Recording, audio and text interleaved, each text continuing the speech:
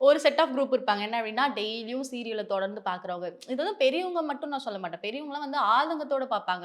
"ஐய்யய்யோ! அவன பாரேன் இந்த மாரிலாம் பண்றான், அந்த மாரிலாம் பண்றான். குடிச்சிட்டு வந்து வீட்ல அந்த பொண்ண போட்டு அடிக்கிறான்மா அவன் நாத்தமா போறவன்" அப்டின்ற மாரி "ஏய் கெழவி அவன் வந்து 5,00,000 6,00,000 வாங்கிட்டு அவன் நடிக்கிறான். உன்கிட்ட எப்டி சொல்லி புரிய வைக்கிறது?" சின்ன பசங்கலாம் எப்டி இருக்காங்க அப்டின்னா, அந்த ரொமான்டிக் சீன்க்காக பார்க்கறது. நம்ம ரூம்ல போய் சாப்பிடலாம். இந்த மாதிரியான விஷயங்கள்லாம் பண்ணிட்டு இருக்காங்க. இப்ப பொதுவா ரொமான்டிக் சீன்ஸ் இப்ப பாட்டெல்லாம் வேற உள்ள கொண்டு வந்துட்டாய்ங்க பயப்புள்ளைங்க. இப்போ பொதுவா ஒரு படம் இருக்கு அப்டின்னா, படத்துல பாட்டுக்காக நம்ம வெயிட் பண்ணுவோம்.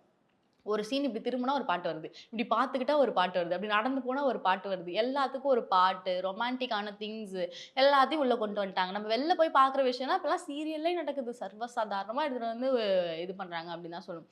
விஜய் டிவி தான் அத வந்து ஆரம்பிச்சாங்க போல. விஜய் டிவில வந்து சில பல சீரியல்லாம் அத்துமீறி பண்ணிட்டு இருக்கீங்க நீங்க. அவனை சொல்லி நிறுத்துங்களேன்டா.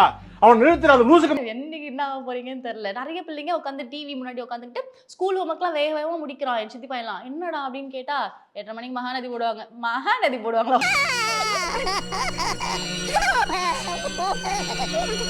உனக்கு என்ன வயசாகுது மகாநதி போடுவாங்க அப்படின்ற மாதிரி இருக்கு.